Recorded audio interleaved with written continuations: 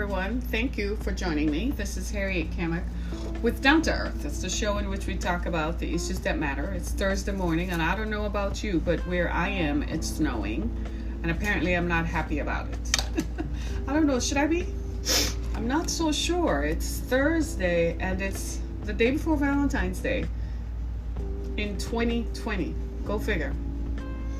So there's a lot to talk about.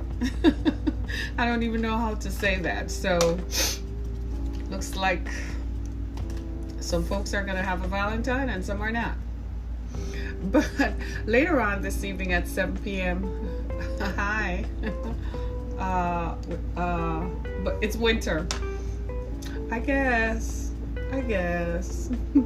It's winter. Whatever. But I don't know. Later on this evening, we're going to have, I need to look this up. I've been trying to get Dr. Kevin Washington to come on our show to talk about epigenetics, right? As you know, Holocaust survivors found that, and their descendants found that they were prone to responding to certain issues in a different way.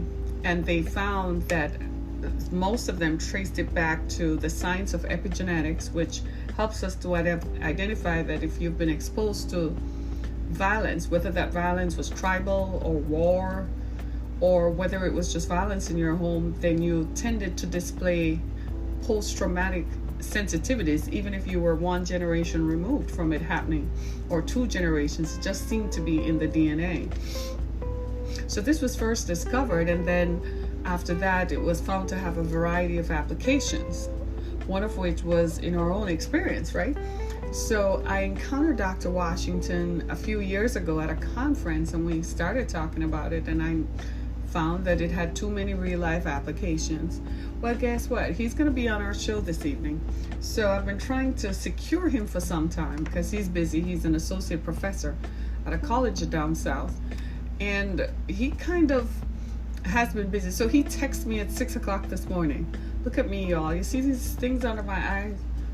You know, it's that 6 o'clock, that time between 6 and 6:30. Sometimes I get a real good sleep that makes up for all the toss and turning that I do from 4 o'clock onwards. And he texted me at 6 o'clock this morning to say he wants to talk about Black Love Day. Look at me. I said, okay. Okay. I don't even know what Black Love Day is. And I'm like, what is black love? Is it different from white love? Is it different from yellow love, red love, green love? Oh, you know what I mean? So we're going to talk about that this evening. I guess he's going to expound on it and educate those of us who don't know what that is. Right? So make sure you join me later on this evening. I guess you will all be curious just like I am. What on earth is black love? I don't know. People are just... Anyway. So... today, I am going to talk about why do Black Puerto Ricans identify as white on the census. As you know, I read a lot, and I come across stories that I find interesting. Like, I don't know. What do you all read on the New York Times or the Washington Post and Forbes and Bloomberg News and CNBC and MSNBC? I don't just follow what the trending topics are, because those you can see. You see what I mean? Those you can read through. But I tend to just scour through it to look at stories that just jump off the page at me, kind of thing. And when I saw the story, I was like, huh? I can't believe we're having this conversation in this day and age. But it interested me and piqued my interest, so I took a dive into it. So I wanted to share with you this morning what I found. Recently, I was having a discussion with a prominent member of the community here in Metro Detroit, and we were talking about race relations, right? And he expounded on his experiences as a white man and what he saw from his perspective. And I was intrigued by what he saw. You know, he's a senior member of our community, and he's well respected and known, and I wanted to hear what he had to say because he has lived through it all, right? And he said something that kind of grabbed me. And he said he didn't realize, he's aware obviously of black and white issues because he runs an organization, But he said he didn't realize how different that could have been. And I don't want to offend anybody or have triggers for anyone. But he said he did, and he had the sensitivity enough to discuss it with me, recognizing, I guess, that I wouldn't have been triggered, right? But he said this, but I don't want to trigger anything in anybody, so I'm setting you up from now. But he did say this. He said, I recognize that I am treated different because of the color of my skin when I get behind the wheel of my car and I drive into West Bloomfield. He said, when I drive into West Bloomfield, I am relaxed. I can just drive because I'll never get pulled over. I'll never be flashed. But he said too many members of his organization complain to him that when they drive in West Bloomfield, even when they live in West Bloomfield, they are flashed and they have to worry about how they drive. And he said to me, it's 70 years later. He said, I'm almost 80 and it's still happening. And he said, right now, Harriet, I can go out there, get in my car and I drive. He said, I never have to worry about that. But he said, someone who doesn't have my skin color has to worry about that. And I couldn't say anything. You know, it's one of those moments that were just filled with truth and transparency, that all you could do really is just acknowledge that it is what it is. That's his experience. And he used it to highlight the context in which we were talking about how slavery ended a long time ago, but we're still trying to work through and deal with the after effects of it. And I suppose this is where Puerto Rico have found themselves. For many years in Puerto Rico, people who are dark-skinned, people who are descendants of Africans, right? People who are non-white have labeled themselves as white on the census. And they did that because they felt that if more Puerto Ricans identified as white, then the nation would be seen, the country would be seen as a white country. This probably stemmed back to earlier, before America took over Puerto Rico in 1898. We all know that, right? America took over Puerto Rico in 1898 when Spain was leaving Puerto Rico. And America was building its empire slowly. Look at us, America as an empire builder. And so America seized Puerto Rico.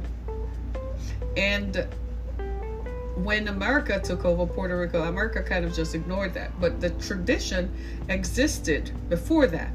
Because prior to that, people in Puerto Rico could petition Spain to be labeled as white, and for a fee. So you could pay a fee to Spain, who were the colonial masters of Puerto Rico prior to 1898, and be labeled as white. Go figure. So this tradition continued, and in the 1960s, what happened in Puerto Rico was that census takers could decide how to label people. That was probably more accurate because they're going to label you as you appear to be, right? So census takers labeled Puerto Ricans, and Puerto Ricans still objected to it. And I want to give you, I'm not blaming them, right? I've never lived in Puerto Rico, so I don't know what it's like to walk around in their skin, live in their environment, and live in their country. But I suspect that what's happening in Puerto Rico and this movement now to examine the ways in which you identify racially is something that is taking place throughout Latin America. We see it in Mexico, and it's happening in Chile, where this movement to identify, as you know, in South America, Brazil has the largest population of Africans outside of Africa, right? Has the largest population of descendants of Africans outside of Africa. And for a long time in Brazil and Argentina and Chile and so on, people who were black were treated very badly. People who are black, rather, were treated very badly by the establishment and by the laws and by the government and the society. So people elected not to be forthcoming about their racial disparities because they didn't want to be treated badly, because the examples were not encouraging, right? Many of you are saying, well, how could it could have been so bad in Brazil?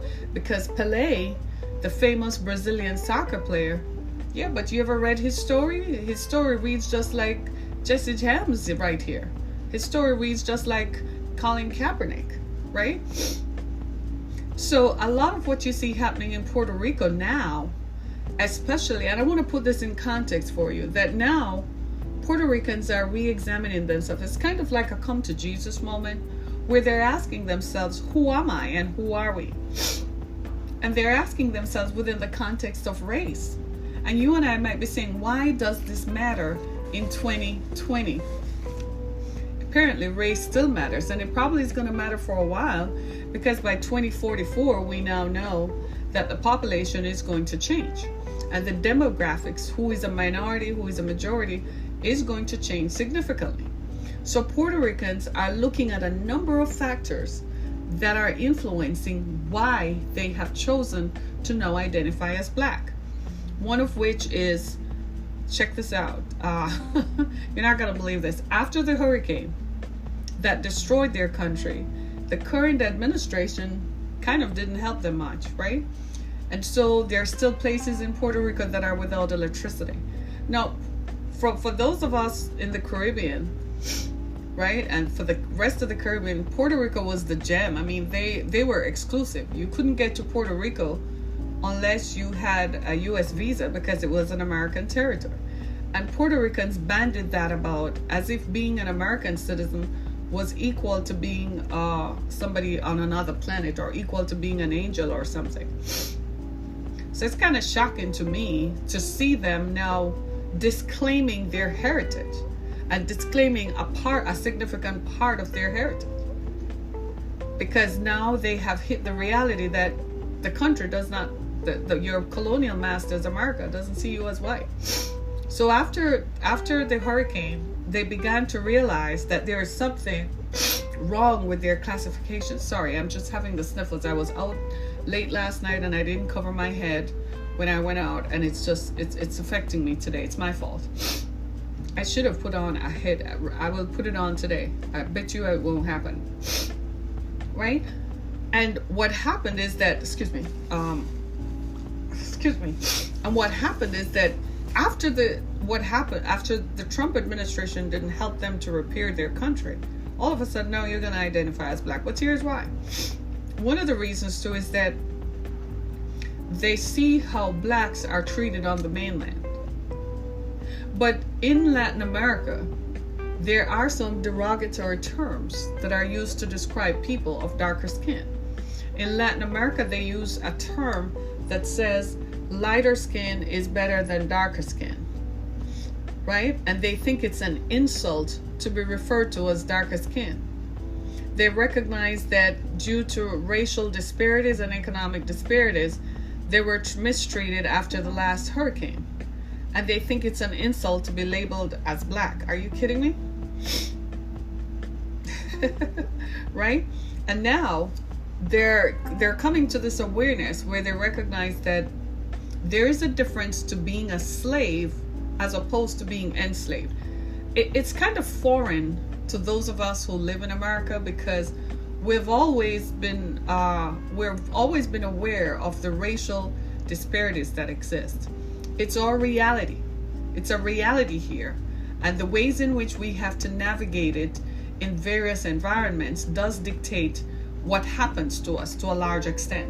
It's what spurred the Black Lives Matter movement, because people felt like they were being horribly mistreated when they were pulled over and that they were profiling. This has been going on for a long, long time. This is not new, right? So here in America, the awareness of it is greater.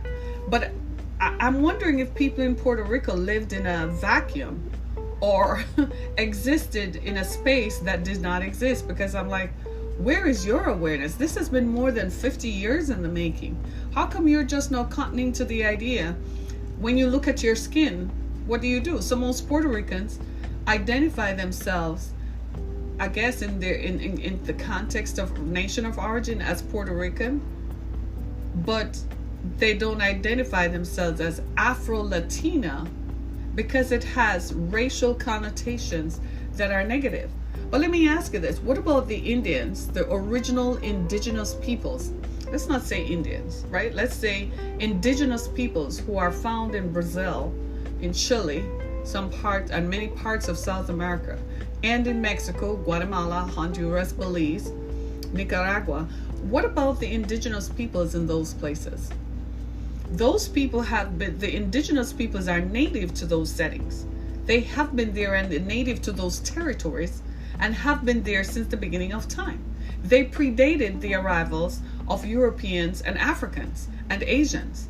So if their skin is darker either by exposure to the sun or by their racial composition, should they be marginalized? Or should they be disparaged against? I think peoples of African descent the world over need to get some clarity about who you are. I think you need to stop hiding and stop letting others dictate how you should feel about your own skin. You don't have the power to make me feel bad about being me, because there is nothing about me that is bad. So you cannot make me feel bad about me being me. You can't look at me and compare myself to you, and because your race and your national identity or your economic class is different, think that you're a better person than I. It just does not fly with an individual like me, right?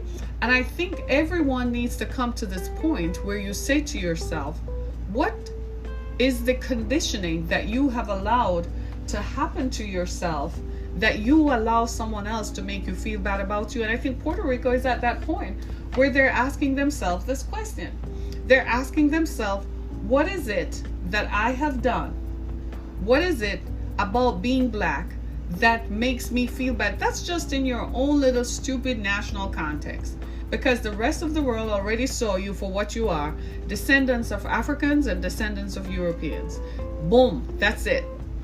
If it matters, that's how it matters. What matters is that now that you are here, what are you going to do? Are you going to move the country forward? Are you going to move issues forward? Or are you going to sit back and moan about something that you had no control over? You know why nobody can make me feel bad about being me? Because guess what? I couldn't change it. I have no control over it. I was predestined to be this way. When they were making me, the people, how I arrived here, I didn't arrive here by an accident. Some people got together and they liked each other enough and they got into bed. Believe it or not, people have been having sex for a long time, right? And they got into bed and here I come. Do you see what I'm saying? So as far as I'm concerned, I didn't have any election or free agency in my imminent arrival in the world. I didn't choose that. So because I didn't choose that, you can't make me feel bad about it. You can make me feel bad about some of my choices, but you can't make me feel bad about this part of it, because I had no choice over it. And I think all of us need to come to that place where we understand and accept that. There's nothing wrong if you're a Puerto Rican and you are dark skinned, or you are brown skin, or you're medium skin tone, or whatever complex varieties of complexions there are.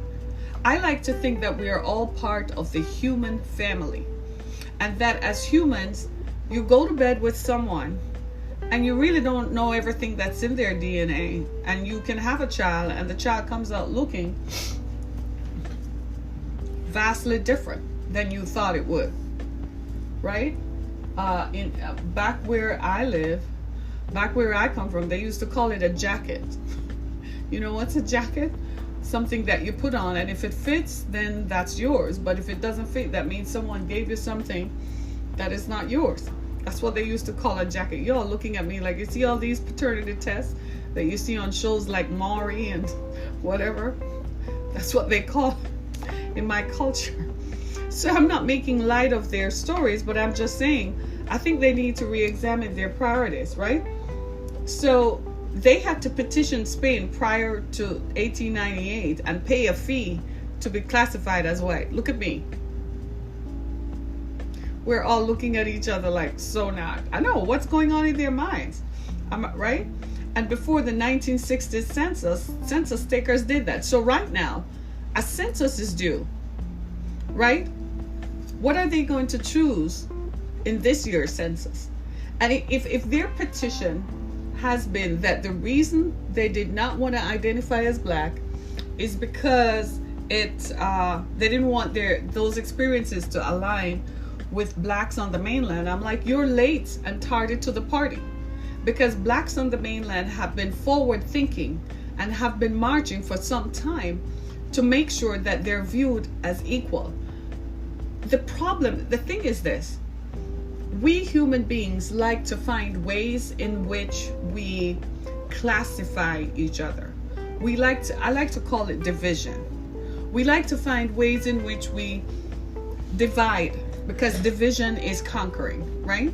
So what we try to do is to find ways in which I'm different than you, and because I'm different than you this way, then I'm better than you. That's human nature.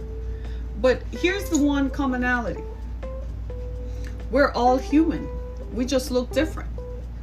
I mean, I don't agree with some of the stuff that people eat. Like, they were showing up people in China and stuff, and in some parts of Indonesia eat snakes and stuff in an open market. And wild animals who have not been treated for rabies or anything are exposed to humans. I don't agree with everything that people do, but we're all humans. Let me put it to you this way. You've all watched Star Trek. It's not far-fetched anymore, is it?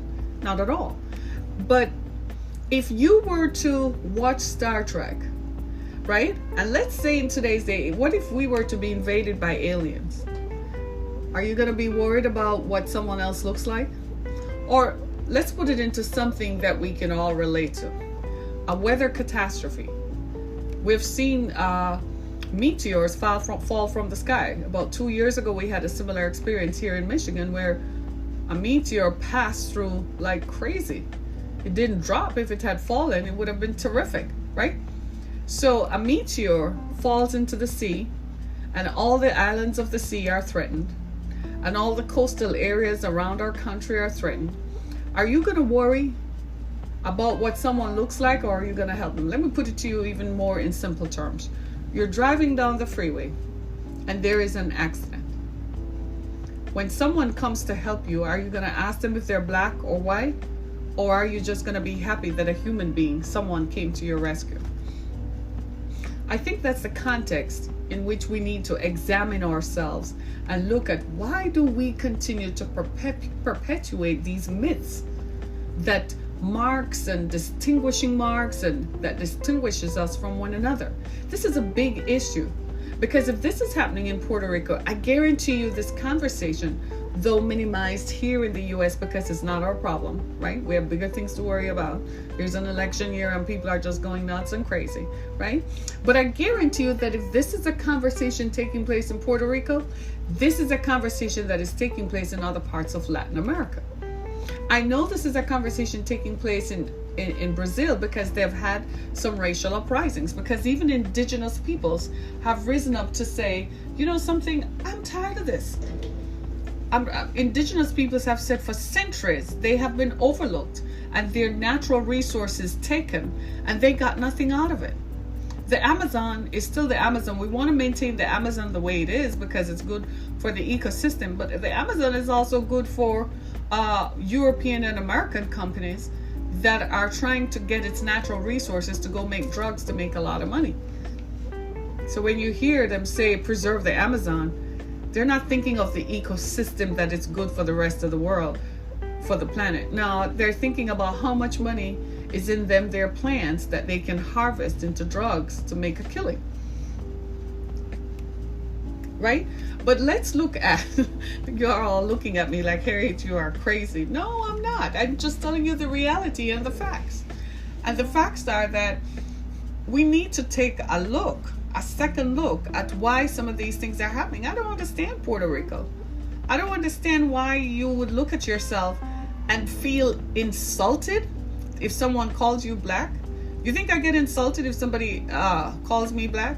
Now, that is not to say if they use the N-word, they're not going to have a problem. But for you to describe me based on my racial mix, that's not offensive, and I don't think anybody should be offended by that. If using racial epithets and words that connote certain ignorances, that's a whole different thing, right? Contextually, that is an insult. But here they're saying that just to be called black is is an insult. And they had a come to Jesus moment, a sort of awareness and an awakening after Hurricane Maria that destroyed their country almost 3.5 years ago, in which the current administration just kind of didn't treat it with any sense of urgency. Because they're like, who are those people? Right? It's crazy. It really is. And I think even in Indonesia, the same thing about lighter skin is better than darker skin. That exists in Indonesia. It exists in certain parts of China, because China isn't always what they present on TV. There are people who are of racial, ethnic mixtures in China that they don't put on mainstream TV, right? The same thing about lighter skin being darker skin is more of a global issue. It exists in India. It exists in Pakistan. It's in Indonesia. It's in Latin America. It's in the Caribbean. And it's here in the US. And it comes from colonialism, where the closer you are to white, that makes you a better person. Or let's say here in America, you get more advantages. It's more advantageous to you. And it makes it's kind of, it's an affront to the person because you don't have any control over it, right? You look at folks and people are busy lightening their skin and using all kinds of stuff. And I'm like, why are you putting cancer in your body? Because if for it to do stuff like that, it's going to hurt you later. Why? Just for appearance sake? Underneath this is just a covering to cover all the tissue and the cells and the capillaries that make us human. Underneath this, we are blood, muscle, and sinew, and we look the same. The same network of cells and bone structure that is in you is in me. I'm still made up of blood, tissue, and sinew. What's different is the way I think, that is influenced by my environment, how I grew up, where I grew up, just like you. And that is the problem that we haven't identified, that the way we think is what has the greatest influence over us. It's not what we look like. We need to change that, because the world around us is changing, especially here in America. And it's not just us. If you look globally, it's the same thing. It's the same phenomena. They're battling the same thing in the United Kingdom. They're battling the same thing in Spain. They're battling the same thing in France. So it's not just a problem that is happening in America that you can say, oh, well, this is an American problem or this is a Puerto Rican problem. It's everywhere. And I think more of us who are people of color, who have made positive impacts, we need to start holding our brothers and sisters accountable to, you realize we're all in the same boat and we have the same fight. So can I just ask this question of Puerto Ricans? In 2044, when Hispanics and blacks become the majority in the country by race, what are y'all gonna do then? Is that when you're gonna choose to be black? Is being black a choice? Is being white a choice? Are we going to make it so you can identify how you feel? Because then what that is doing is strengthening the stereotypes and making it more difficult for people who can't. You remember the conversation around this Rachel Dolezal person? She was born white, right? She was born white, but she chose to identify as black in order to penetrate the NAACP. And nobody thought she was white because she darkened her skin, went to the tanning salon, changed her hair, put on a perm and all kinds of stuff, right? When it was revealed that she was white, you know what she said? She said, what's your problem? I choose to be black. Hello. So most people said, well, that's your privilege. No, it's not. If I choose to identify as white, I can if I want to.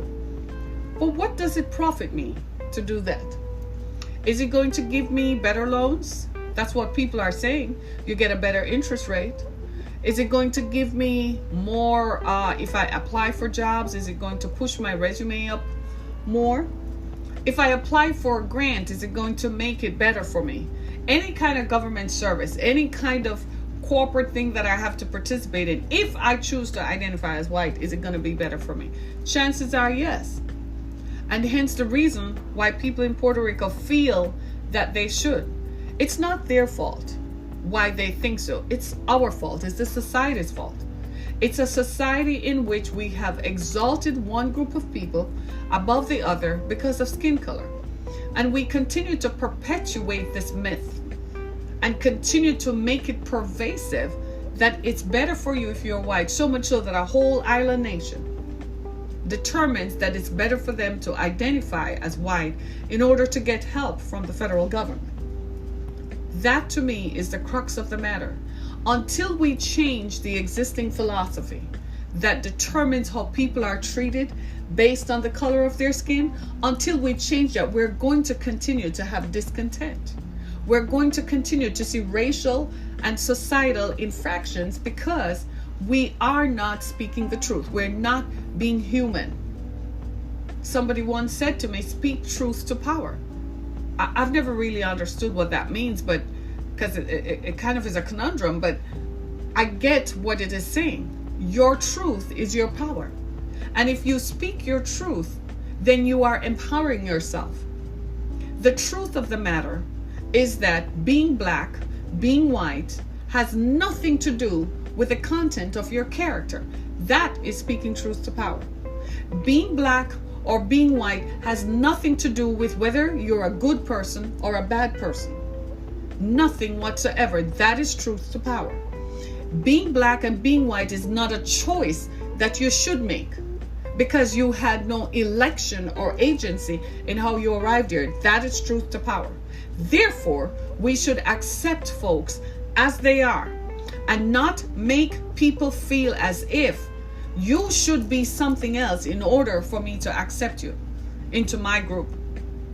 Just recently, I was part of a group of people, and one of the persons who was there, I recognized, has some internalized self-hatred. They continue to put themselves in environments where they are made to feel bad about being black. But in their form of self-hatred, the best way they can deal with it is by surrounding themselves with only white folks who continue to make them feel bad by saying, I'm not a bad black person, I do this, I do that, I'm not. That is self-hatred. Stop it. You're damaging yourself. And you're going to need a boatload of therapy to deal with how you view yourself. What are you going to do when you go up to glory one day and you meet God and you realize that God has a face that looks like every human face? What are you going to do? You think the God who created the universe looks like just one group of people, or do you think he looks like all humans? Think about that for a second. You know, in Christianity, the tradition of Christianity is that Jesus Christ was portrayed as a white man with blonde hair and blue eyes. No greater lie has ever been told. It denies everything about the birth and origin of Jesus Christ. First of all, the Bible says that Jesus Christ is a Jew. Okay.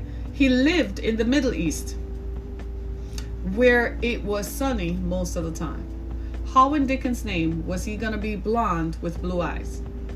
They used that myth to perpetuate a system of racism and made Christianity look bad because you use that picture that is non-existent and that is not truthful to enslave people. Hallelujah. Say a hallelujah. Right? And it is nothing could be further from the truth. Nothing. Because if the Bible is correct, Jesus being a descendant of Jews, they had nothing to do with European heritage. There were strictly just some people from the Middle East who just were brown, depending on where you go. Really and truly, our exposure to the sun has a lot to do with it. White people get brown the more sun they have. When I lived in Florida, people were brown all the time. When I came to Michigan, I said, these are the whitest folks I've ever seen. Then I realized that contextually, it's where we lived. But white people in Florida are exposed to the sun, so they were brown. White people in Michigan don't see much of the sun. Right? I was shocked. We pay way too much attention, and it is insignificant. And I think God is getting the last laugh, because by 2044, when this whole thing changes, Who is going to get the last laugh? When you realize that it doesn't matter. It does, and it should not matter. Right? We need to understand that and just accept yourself. If you're from Algeria, okay. If you're from Egypt, okay. If you're from Slovenia, okay. Right? If you're from Bosnia Herzegovina, okay. Right? If you're from Greece, fine. You're from Turkey, fine. You're from Iraq, fine. You're from Chile, fine. You're from Finland, fine. You're from Denmark, okay. You're from Greenland, hey, is it true the glaciers are melting up there? Maybe we should all organize some expeditions. Would you all like us to visit you up there? See what I'm saying? It should not be about the color of your skin determining and affecting a whole island nation. People denying themselves of the richness of their cultural heritage because they're afraid and because society has imposed upon them a responsibility that they had nothing to do with. Why are you making it my responsibility to identify the way that I was born or misidentify because of the way I was born? And it had nothing to do with me. I didn't choose my parents. So I didn't choose my grandparents or my great-grandparents. I just happened to be here, just like you. You didn't choose your parents or grandparents. You didn't have any choice in the matter. They just happened to be here. Right? And I think we need to get to that stage where we understand that. And why is this so important now? Because we're getting to an awareness that maybe how we thought about this is wrong. And that we need to change it and adjust it for the people who are remaining. We've got to fix it now. We have a unique opportunity right now to fix it and to make it better. For more information about the story, you can go to the New York Times section on race relations and see why folks in Puerto Rico feel that they should not identify as African Americans, as descendants of Africans. There's some really touchy stereotypes that are attached to certain names. Like I made a note of some of them: negra, mulatto, moena, and triguera, that describes people's the color of your skin and hair texture. Like I've never seen white people sit down and describe other white people by color of their skin or hair texture. It is the craziest thing I have ever heard. I don't want to know how they would describe me. But you know what's the biggest deal? How they feel about me does not matter to me. You've got to get to this place in your mind where you don't care what anybody else thinks about you. That you accept that you're a person on the planet and that you have a purpose and you're going to live your life. That is the most liberating thing that you could do for yourself, because nothing then anybody says or does can affect you. I walk into environments, I don't adjust my behavior based on people's perception of me. I am me.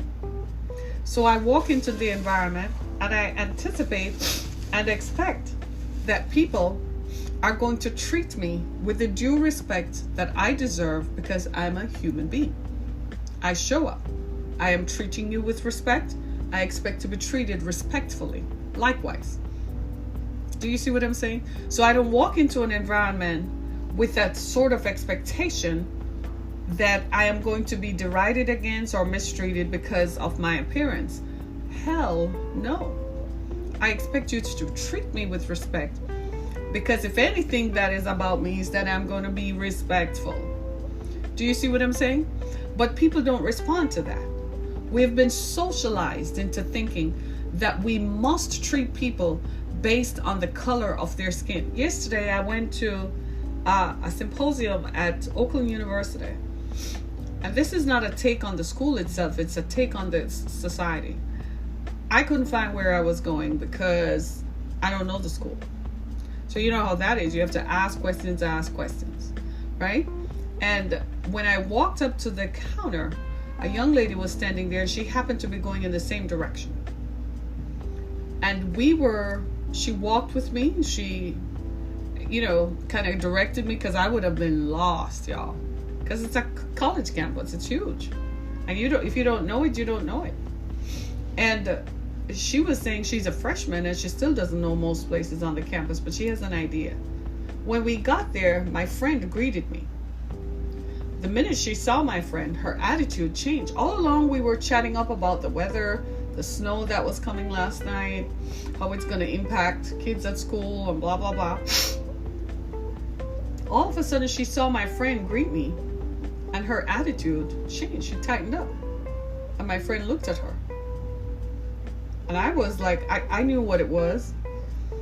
I just smiled. You know what I mean? I just smiled. Because the ways that she just displayed how she's been socialized to view people of color. And it seems to me she's coming to a symposium for Black History Month. So you do expect the people who are the presenters are going to be Black. It does say so. Show their pictures. But why do you have an attitude? It's just socialization. It's how people have been socialized, right? Was I offended? There was nothing to be offended by, because she doesn't even realize herself. She's as much as victimized as I am, because her socialization told her to mistreat people of color and that people of color don't matter, or whatever else they tell people of color. And so here she comes into an environment where she encounters people and she doesn't have the skills to navigate the environment. She doesn't know what to do. It showed more about her than about me. And this is the crux of the matter. What Puerto Ricans don't realize, that the way they have been socialized to believe, or what they've been socialized to believe about the color of their skin, Black Puerto Ricans that is not about them, but it's a reflection of the society they live in. It's what the society has told them about themselves.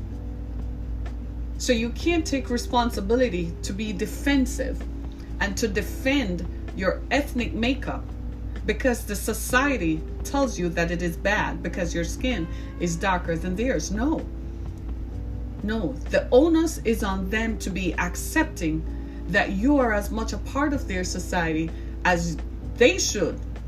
You accept them as part of your society. They should accept you as part of your society. The onus is on them. The responsibility is theirs. No one of color should ever feel that you ever have to defend your racial composition or your ethnic background. You should never have to feel that you have to stand on a sandbox and defend the race. You should never have to feel that. You should never allow stereotypes and negative stereotypes to determine, to make you feel as if being you is an insult or a negative mark on society. That is wrong, was wrong, and will continue to be wrong until the end of time. You are a human being placed here. God created human beings. We did not come out of a Big Bang theory or out of evolution. It's a plan orchestrated by a creator who wanted human beings to look like this. He put different people and placed different people in different regions of the earth. People look like the regions. You have the capability to cope with where you live. You can't be so, you need to have a certain skin texture to live in an area that is so sunny all the time and that is always heat impacted. Think about that for a second, right? You need to have the skin type that can deal with extreme cold and snow. Think about that for a second, right? So God created people and dropped people in different parts of the planet. Anybody in history or who is alive now who tells you otherwise has been lying to people for generations after generations. And this is the myth of racism that has destroyed people's lives. It has ruined people. It has made people feel less than. It has made people feel as if they're a mistake. It has created violence in certain communities of color because people are reacting to a societal impact that they had nothing to do with. You and I didn't create ourselves. Our ancestors did that. They got together and brought us here. We're here now. Live it out. Deal with it is my thing. You don't like it? I don't like it either. Deal with it. If you are objecting to my presence, I object to you objecting to my presence. Who the hell are you? You don't have any more right than me.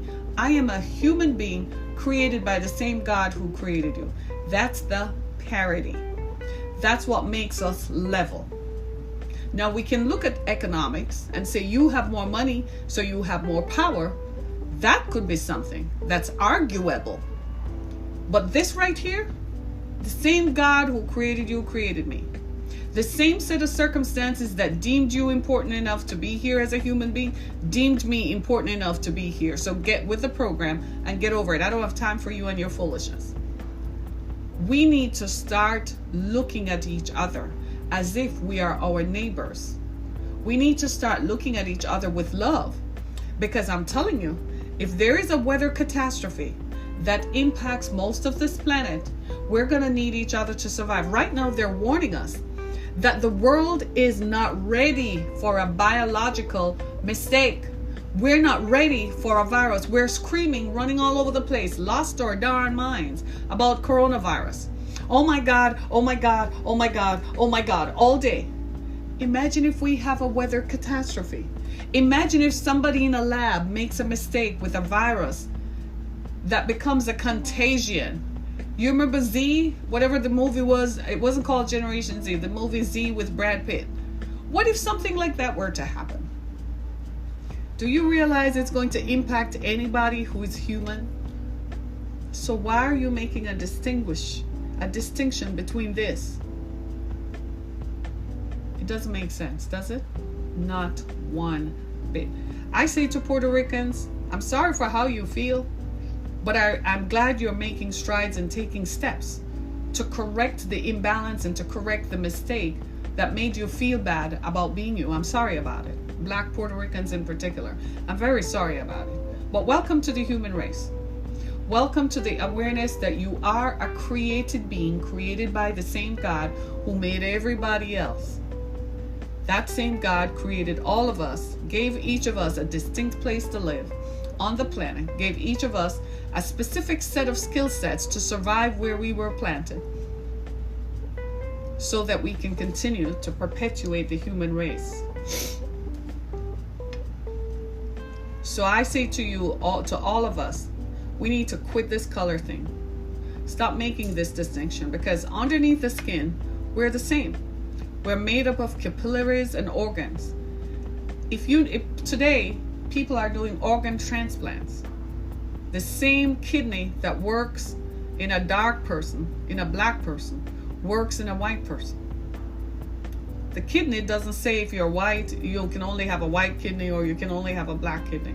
If the organs that power the body up are made to function generically, we messed this up a long time ago. My name is Harriet Kimmick.